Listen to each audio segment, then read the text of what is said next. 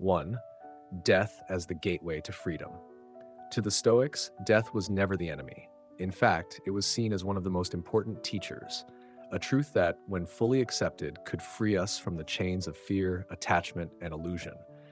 Rather than avoiding the thought of death, the Stoics turned toward it, calmly and courageously, using it as a mirror to clarify how they should live. They believed that the more deeply one contemplates death, the more freely one can live. Seneca, ever the voice of elegant clarity, reminds us that what we fear is not death itself, but the loss of control we associate with it.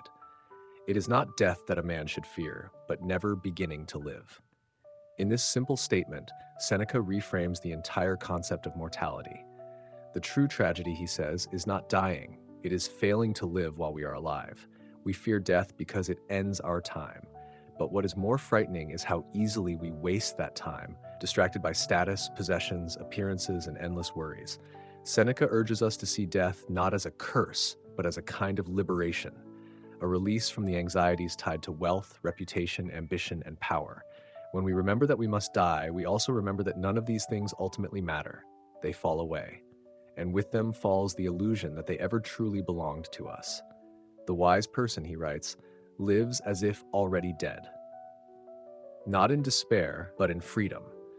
Such a person is no longer gripped by fear of loss, because they no longer cling to anything with desperation.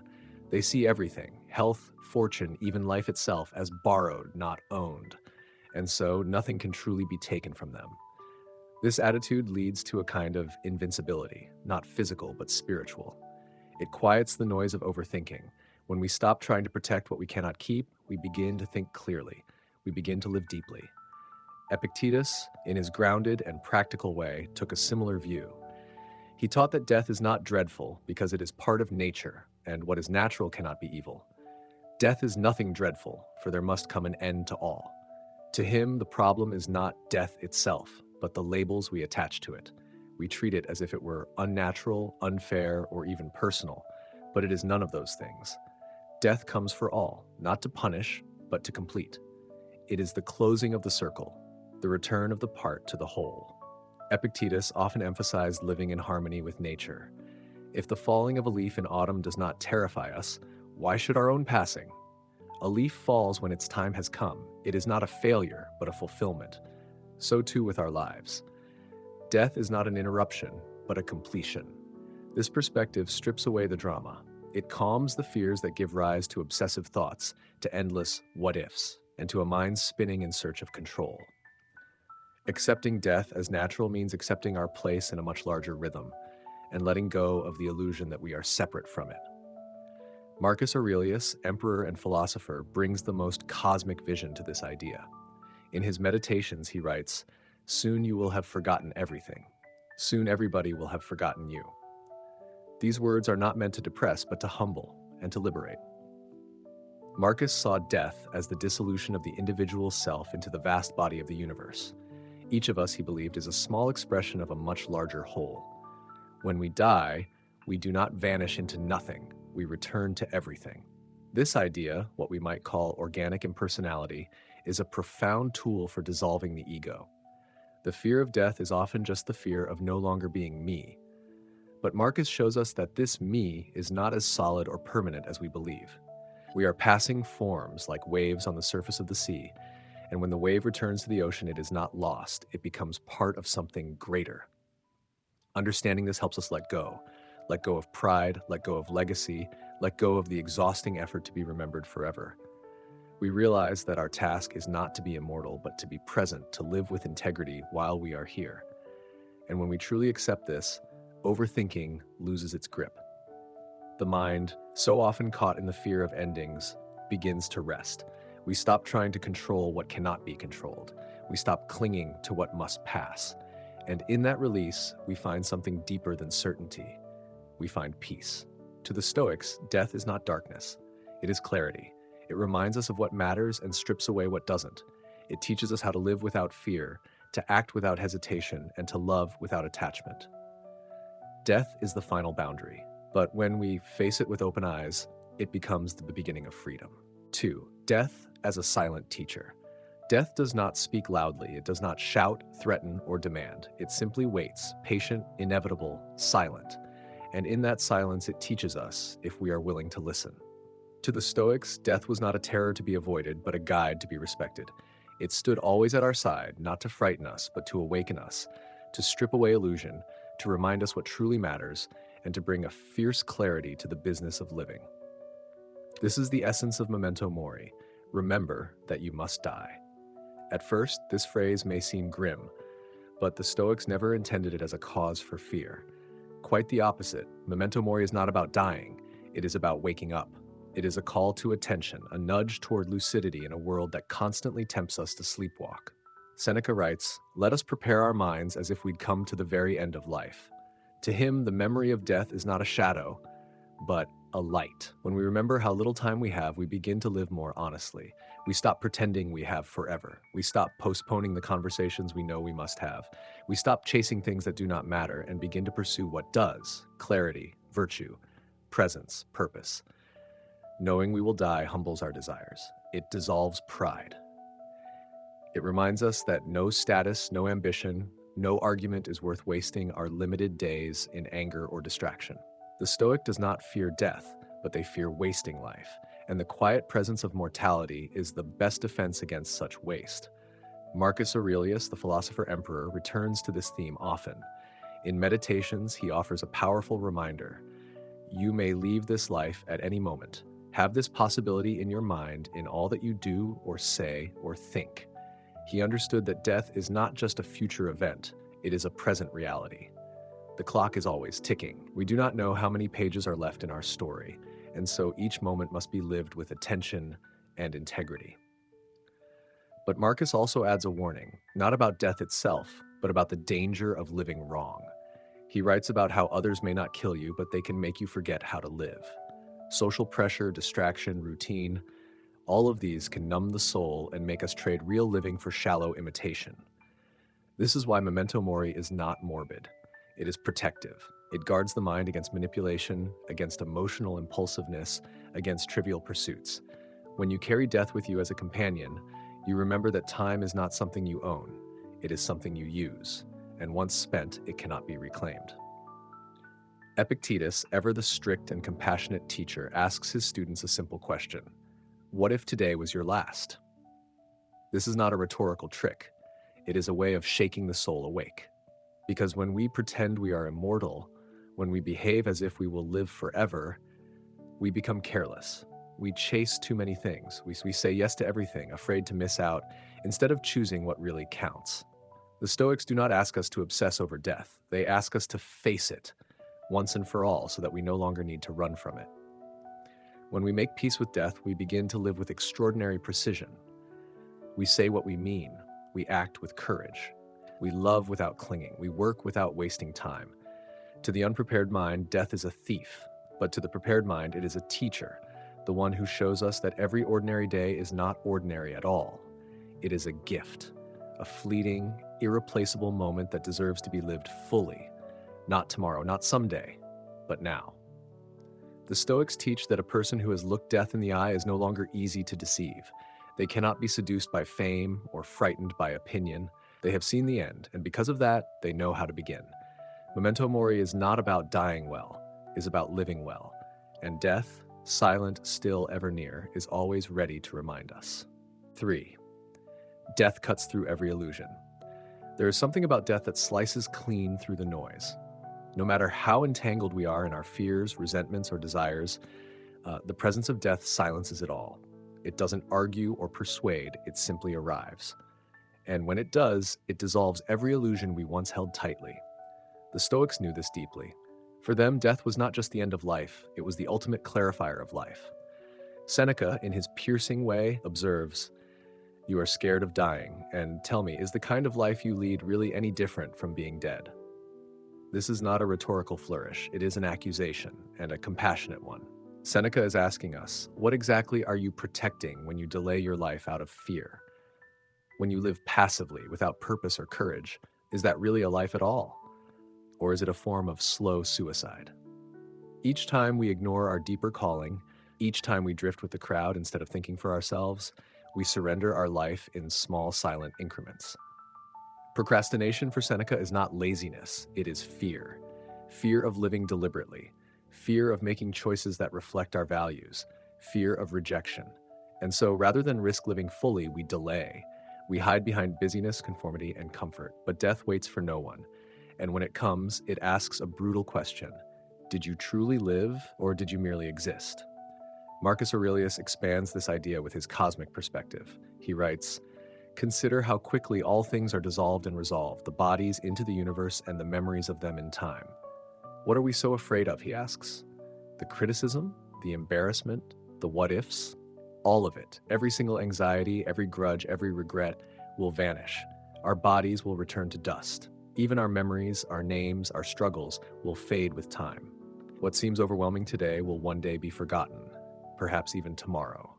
In this light, worrying becomes absurd. When we understand the impermanence of everything, we gain a kind of spiritual immunity. We stop investing so much energy into things that cannot last. We stop being so concerned with appearances, outcomes, and the opinions of others. Death reveals what matters by exposing what doesn't. But few Stoics captured this truth with as much force as Epictetus. He posed to his students a chillingly simple question. If you knew you were going to die tonight, would you still argue over that insult? This is not a metaphor, it's a spiritual exercise. Most of our overthinking comes from smallness, from ego. We obsess over slights, we replay conversations, we imagine future embarrassments or failures, we inflate minor setbacks into existential crises. But if we were honest about the certainty of death, we would let those things go. Why? Because we'd realize how little they matter. The insult, the look, the criticism, none of it deserves our energy. None of it has anything to do with the actual business of being alive. The knowledge of death is a scalpel. It cuts through vanity, defensiveness, pettiness. It brings us back to what is essential: kindness, courage, clarity, integrity. Overthinking thrives in illusion. It feeds on the idea that we have endless time, that our problems are permanent, that our self-image must be protected at all costs. But when death is near, when it becomes real in our consciousness, those illusions vanish. And what is left is freedom. The freedom to forgive, to act, to be honest, to let go. This is why the Stoics welcomed death not with fear, but with reverence. Not because they were morbid, but because they were awake. Death reminded them and reminds us that most of what we fear is just noise. It is not real. What's real is our brief, miraculous opportunity to be here now, to think, to speak, to choose, to love. So when you find yourself trapped in anxious thought, when your mind circles endlessly around something small, ask yourself Epictetus's question: if this were your last night, would it matter? Ask Marcus's question: how quickly will this pass? Ask Seneca's question: is the life I'm defending even alive? These are not questions to depress us, they are questions to liberate us. Because in the face of death, all that is false falls away, and all that remains is life. 4. Death brings focus to life. The Stoics did not contemplate death to fall into despair, but to awaken fully to life. To them, death was not a tragedy, it was a teacher. And one of its greatest lessons was this: life is urgent, finite, and precious. Once you face death honestly, you begin to see life with clarity. You become intolerant of waste, not just the waste of time, but the waste of attention, purpose, and potential. Seneca, the Roman philosopher and statesman, wrote with piercing directness, "It's not that we have a short time to live, but that we waste much of it." This sentence is a mirror. It doesn't blame fate or chance. It turns the responsibility inward.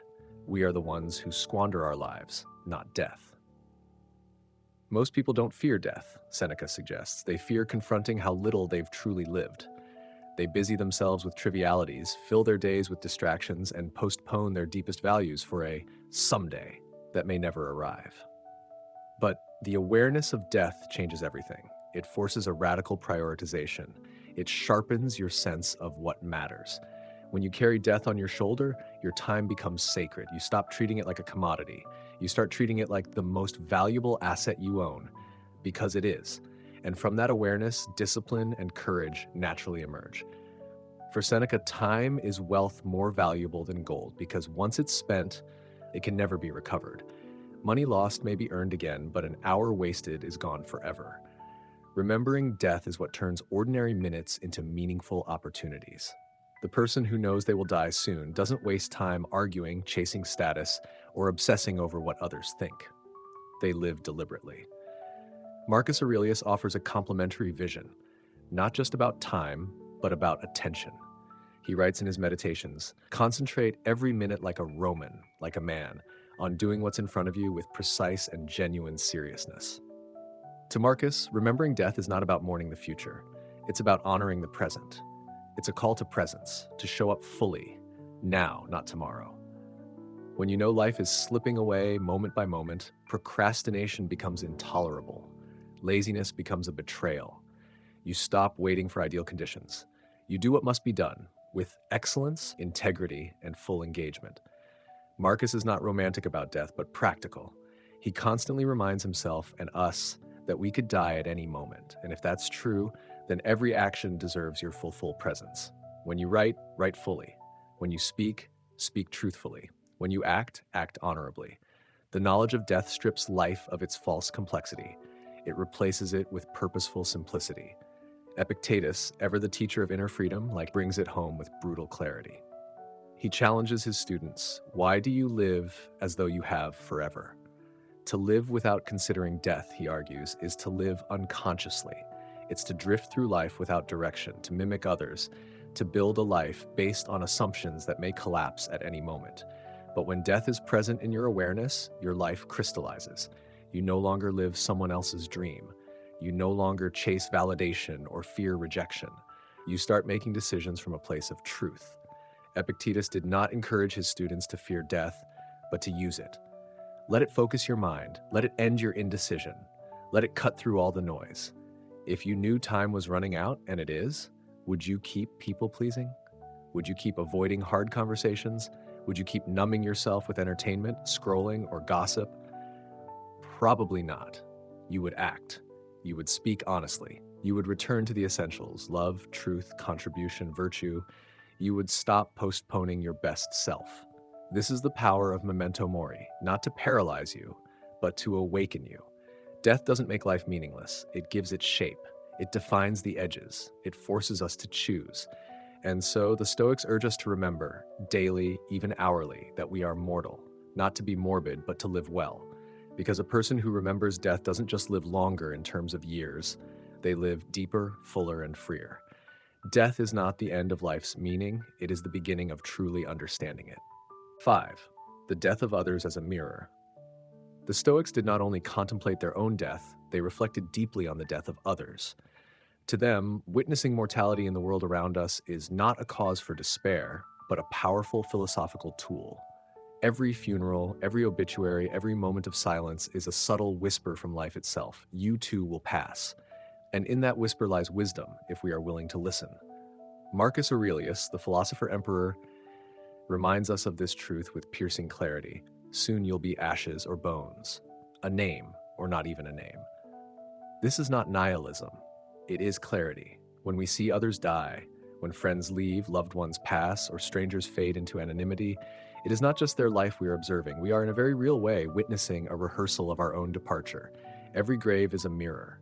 Every fading memory is a reflection of what we too will become. Marcus urges us to use this awareness not to fear life, but to understand it. The death of others is not just an event out there. It is a reminder of the shared condition we all inhabit. The person who walked beside us yesterday may no longer breathe today. The truth is not that they die, it is that we will too. And this realization should lead not to panic, but to humility and to the resolve to live with seriousness and compassion. He writes again in Meditations, "Reflect often upon the rapidity with which all things exist and are swept away."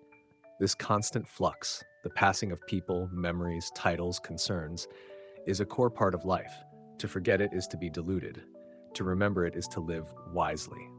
Seneca takes this reflection even further. For him, the death of others is not only a warning, but a great equalizer. He observes, "Kings and slaves are leveled by the same fate.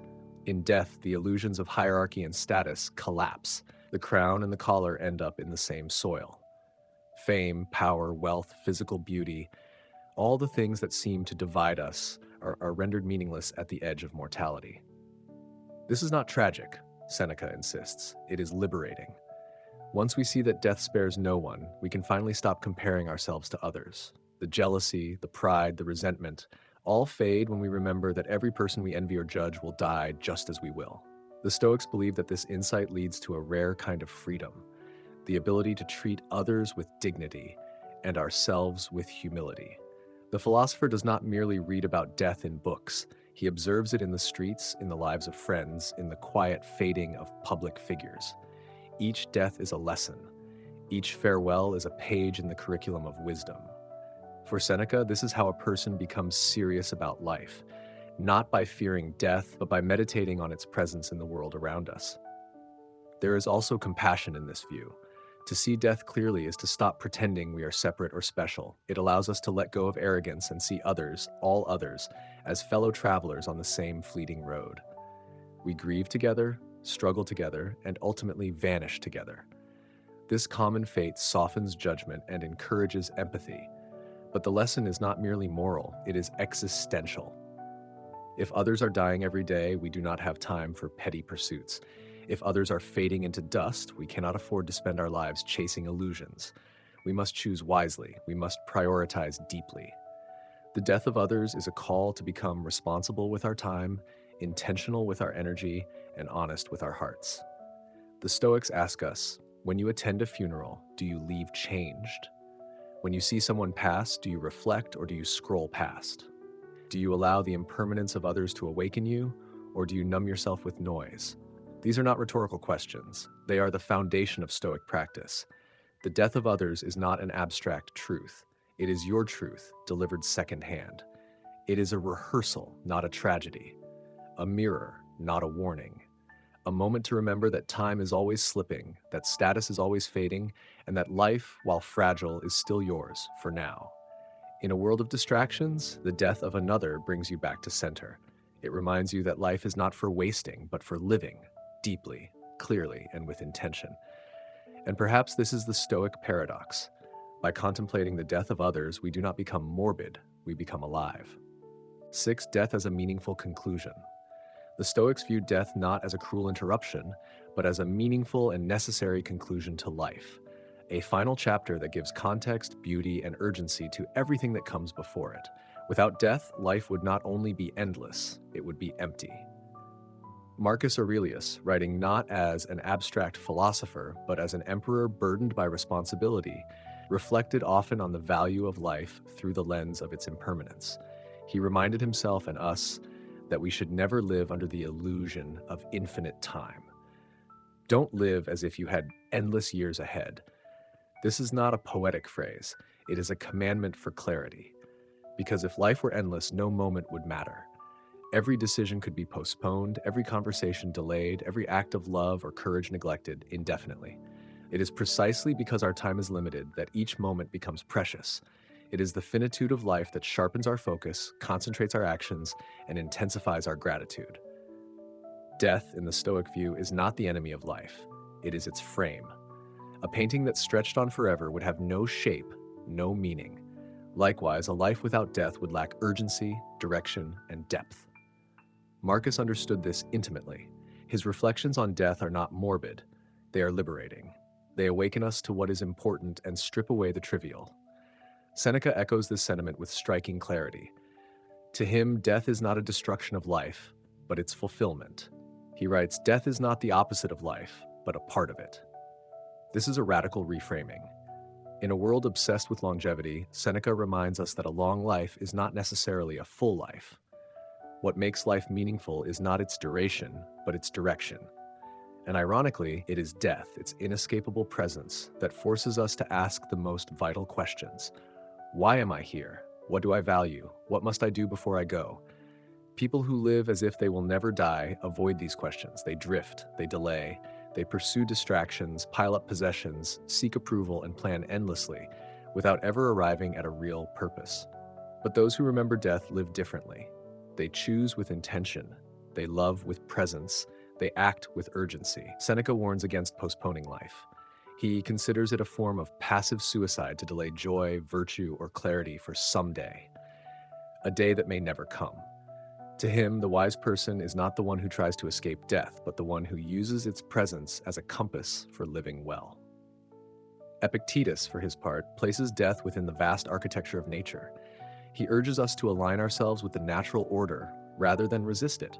Don't demand that things happen as you wish, but wish them to happen as they do.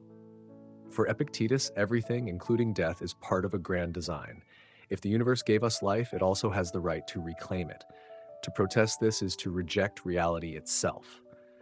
To accept it, on the other hand, is to find peace, to trust that we are part of something larger than ourselves. His Stoicism is not passive resignation, but active harmony. By embracing death as natural, not as a personal punishment, but as a universal process, we no longer fear it. And once fear dissolves, so does anxiety, hesitation, and overthinking. The belief that death is a meaningful conclusion allows us to hold life with a lighter grip. We no longer cling desperately to achievements or identities. We no longer measure our days by how much we accumulate. Instead, we begin to measure life by how fully we live, how present we are, how aligned we are with our values, how open we are to what the day offers, no matter how limited that number of days may be. When we embrace death as the last act of a meaningful play, we can focus less on the length of the performance and more on the quality of the scenes. Like a writer ending a story at just the right time, nature concludes our existence not with cruelty, but with coherence. The Stoic message is clear. Death is not a flaw in the system. It is the mechanism through which the system becomes beautiful. It gives urgency to our love, clarity to our choices, and dignity to our struggle. It is not to be feared, but understood, not to be avoided, but honored. In the end, to live well is to live toward death, not in dread, but in awareness. And when the curtain falls, it will not be a defeat, but a closure, one that makes all that came before it worth remembering. Because without death, life would have no meaning. But with death, every breath becomes a miracle, every day a gift, every ending a beginning for someone else. 7, a short conclusion. You will die, and that is a gift. It is not a curse, not a punishment, not a cosmic mistake. It is the most honest truth of existence and the most powerful tool for transformation. The Stoics never asked us to fear death. In fact, they believed that fearing death is the surest way to waste life. What they wanted was for us to remember deeply, constantly, that we are mortal, because only then can we truly begin to live. When you remember you will die, you stop postponing what matters. You stop waiting for perfect conditions. You stop chasing what others expect of you. You start paying attention to the time you have, to the people around you, to the choices that shape your days. You begin to let go of petty anger, fragile pride, and pointless comparisons. You start seeing clearly what is essential and what is not. You no longer argue over what doesn't matter. You no longer chase what you don't need. Death strips away illusion, and in doing so gives birth to wisdom. Seneca, Epictetus, Marcus Aurelius, none of them taught death to frighten us. They taught death to awaken us. Because once you accept death, life is no longer something to endure. It becomes something to honor. You will die. That's not the end of the story. It's the beginning of your freedom. You have this moment. Use it well.